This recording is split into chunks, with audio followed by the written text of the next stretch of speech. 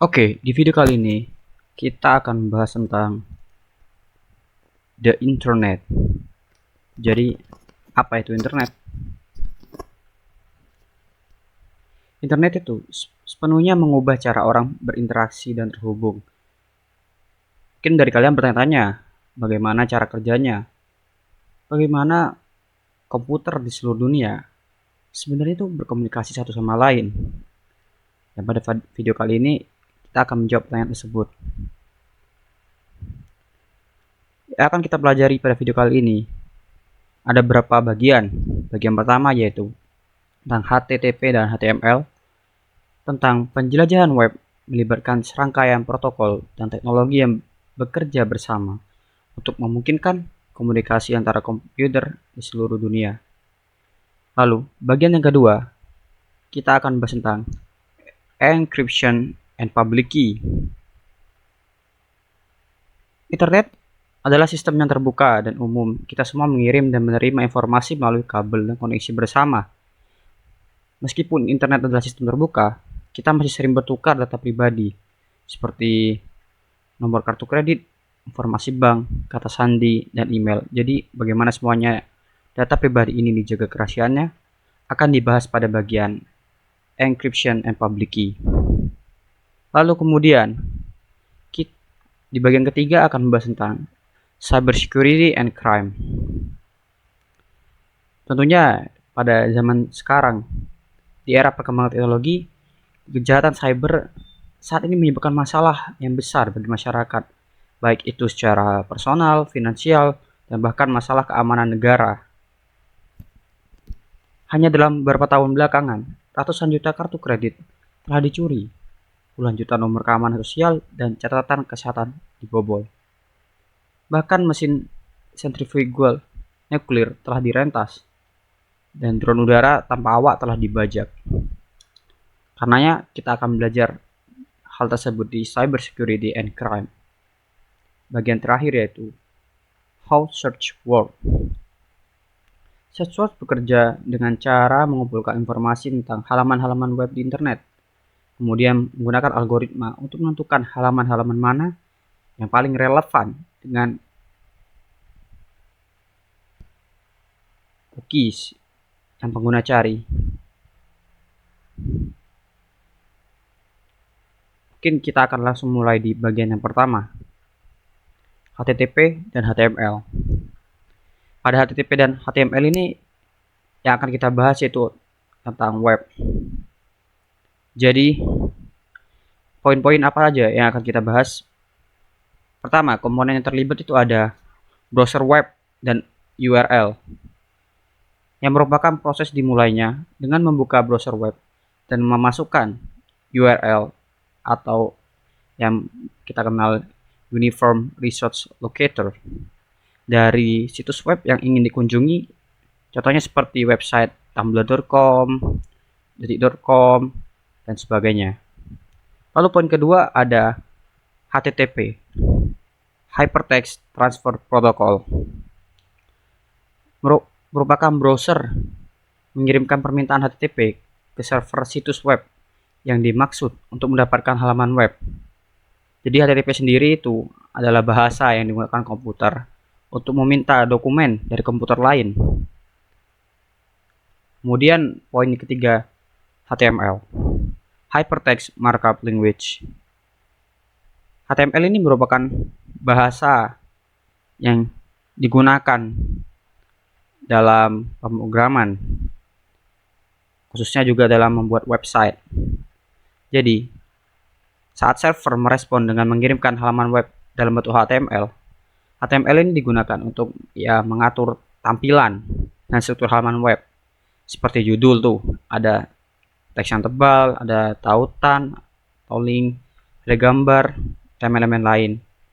Itulah yang menjadi fungsi dari HTML sendiri. Berikutnya, GET dan POST request. Saat menjajali web, browser dapat mengirimkan permintaan GET. Untuk apa? Untuk mendapatkan informasi atau POST untuk mengirimkan data seperti saat mengisi formulir. Lalu poin yang berikutnya ada cookies. Setelah masuk ke situs web, server dapat mengirimkan data cookies ke browser. Jadi cookies sendiri ini berfungsi sebagai kartu identitas yang membantu situs web mengenali pengguna setiap kali mereka mengunjungi. Poin yang berikutnya adalah SSL atau TLS, Secure Socket Layer atau Transport Layer Security. Untuk keamanan, koneksi HTTPS digunakan untuk melindungi informasi yang dikirimkan antara browser dan server. SSL atau TLS menyediakan lapisan keamanan untuk mencegah adanya pengintipan atau gangguan. Berikutnya, ada sertifikat digital. Saat mengatur koneksi aman, situs web menyediakan sertifikat digital yang diterbitkan oleh otoritas sertifikat terpercaya, membuktikan identitas situs web kepada browser. Lalu poin berikutnya ada TCP or IP dan jaringan pressure. Pengiriman informasi melalui jaringan internet melibatkan protokol TCP or IP. Jaringan IP yang memecah dan memindahkan informasi dalam paket kecil. Paket-paket tersebut terdiri dari biner 1 dan 0 dan dikirimkan melalui kabel listrik, serat optik, atau jaringan nirkabel. Poin selanjutnya, DNS, Domain Name System. DNS mengonversi alamat URL ke alamat IP yang dikenali oleh komputer, sehingga memungkinkan identifikasi server situs web. Poin yang terakhir, kendala lapisan internet. Meskipun kompleks, seluruh lapisan internet bekerja sama untuk mengirimkan informasi secara besar dan andal melalui berbagai saluran. Oke, pada bagian kedua, kita akan membahas tentang encryption dan public key. Internet sendiri adalah sistem yang terbuka dan publik, sehingga data pribadi yang dikirim melalui internet rentan untuk dicuri. Karenanya, enkripsi dan public key ditemukan. Salah satu metode enkripsi pertama yang terkenal adalah Caesar Cipher yang dinamai Julius Caesar, seorang jenderal Romawi yang mengenkripsi perintah militernya untuk memastikan bahwa jika pesan dicegat oleh musuh, mereka tidak akan dapat membacanya. Itulah yang menjadi dasar dari encryption dan public key. Enkripsi yaitu proses mengacak atau mengubah pesan untuk menyembunyikan teks asli. Untuk melindungi data pribadi, digunakan teks enkripsi, yaitu proses mengubah pesan menjadi bentuk yang tidak dapat dibaca oleh orang yang tidak memiliki kunci. Ada dua jenis enkripsi, yaitu ada enkripsi simetris dan enkripsi asimetris. Enkripsi simetris mengirim dan menerima menggunakan key yang sama untuk mengenkripsi dan mendeskripsi pesan. Key ini harus dibagikan secara rahasia sebelum pesan dapat dikirim. Enkripsi simetris relatif cepat dan efisien, tetapi kuncinya key-nya rentan untuk dicuri. Selanjutnya ada enkripsi asimetris. Dalam enkripsi asimetris sendiri ada dua key yang dipakai, yaitu public key dan private key. Public key dapat dibagikan secara publik, sedangkan private key harus disimpan secara rahasia. Pengirim menggunakan kunci publik untuk mengenkripsi pesan, sedangkan penerima menggunakan private key untuk mendeskripsikannya. Enkripsi asimetris lebih aman daripada enkripsi simetris karena public key tidak perlu dibagikan. Lalu ada kriptografi kunci publik atau public key. Kriptografi kunci publik adalah dasar dari semua pertukaran pesan yang aman di internet. Protokol keamanan seperti SSL dan TLS menggunakan kriptografi kunci publik untuk melindungi data yang dikirim melalui internet. Sehingga dari materi yang ada barusan kita dapat memberikan kesimpulan, enkripsi adalah teknik penting untuk melindungi data pribadi di internet. Kriptografi public key adalah jenis enkripsi yang paling aman dan digunakan secara luas di internet. Lalu, bagian ini kita akan pelajari tentang cyber security and crime. Kejahatan cyber adalah masalah yang besar yang mengaruhi individu, bisnis, dan negara.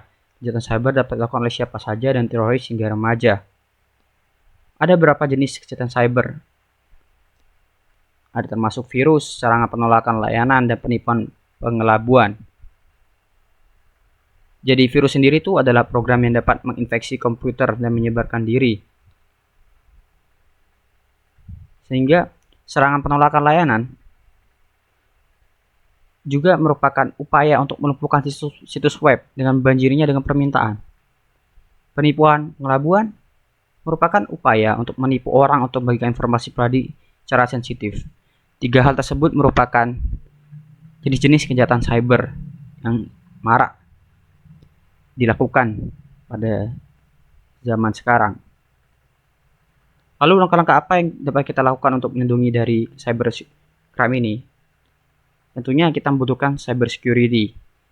Yang pertama, kita dapat melakukan memperbarui perangkat lunak secara teratur. Yang kedua, menggunakan kata sandi yang kuat dan unik untuk setiap akun Anda. Yang ketiga, jangan mengklik tautan atau membuka lampiran dalam surel dari pengirim yang tidak Anda kenal. Yang keempat, berhati-hatilah saat mengunduh file dari internet. Yang kelima, merekam perangkat lunak keamanan yang andal. Jadi, kesimpulan apa yang kita dapat ambil? Cybercrime atau kejahatan cyber adalah ancaman serius yang harus kita waspadai. Dengan mengambil langkah-langkah untuk melindungi diri kita, tentunya dengan mempelajari cyber security, kita dapat membantu mengurangi resiko menjadi korban kejahatan cyber sendiri. Ini berikutnya ini ada tips tambahan yang dapat kita pakai untuk melindungi kita dari cybercrime. Pertama, gunakan firewall dan antivirus yang andal. Kedua, selalu waspada terhadap penipuan online. Ketiga, jangan membagikan informasi pribadi yang sensitif secara online. Yang keempat, latih kesadaran keamanan cyber bagi keluarga dan teman Anda. Selanjutnya, kita beralih ke poin bagian yang terakhir, yaitu how search work. Jadi proses kerja search work ini terdiri dari 3 tahap. Yang pertama itu crawling. Pada tahap ini, search work menggunakan program yang disebut crawler untuk menelusuri halaman-halaman web di internet. Crawler akan mengikuti setiap hyperlink yang ditemukan untuk menemukan halaman-halaman baru. Berikutnya ada indexing. Setelah halaman-halaman web ditemukan, crawler akan menyimpan informasi tentang halaman-halaman tersebut ke dalam indeks pencarian. Informasi yang disimpan meliputi judul halaman, isi halaman, tanggal pembuatan halaman, dan tautan ke halaman lain. Lalu yang ketiga, ranking. Pada tahap ini, mesin pencari akan menggunakan algoritma untuk menentukan halaman-halaman mana yang paling relevan dengan query pencarian pengguna. Algoritma search word biasanya mempertimbangkan beberapa faktor seperti kesesuaian kata kunci, kualitas halaman, dan lokasi. Berikutnya ini merupakan contoh dari hasil pencarian.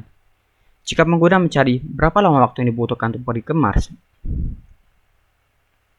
mesin pencari akan mencari halaman-halaman web yang mengandung kata-kata berapa lama, lalu waktu dibutuhkan pergi ke Mars. Jadi mesin pencari juga akan mempertimbangkan faktor-faktor lain seperti kualitas halaman dan lokasi pengguna untuk menentukan halaman-halaman mana yang paling relevan. Perkembangan mesin pencari. Jadi, mesin pencari tersebut terus berkembang untuk meningkatkan kualitas dari hasil pencarian. Salah satu perkembangan terbaru adalah penggunaan pembelajaran mesin atau machine learning untuk memahami makna kata-kata. Hal ini memungkinkan mesin mencari untuk memberikan hasil pencarian yang lebih relevan dan akurat. Yang dapat kita simpulkan dari materi di atas, mesin mencari adalah alat yang sangat berguna untuk menemukan informasi di internet. Dengan memahami cara kerja mesin mencari, pengguna dapat lebih memahami hasil pencarian yang mereka dapatkan. Oke, mungkin itu saja di video kali ini. Jika kalian suka, bisa di like dan subscribe, dan sampai jumpa.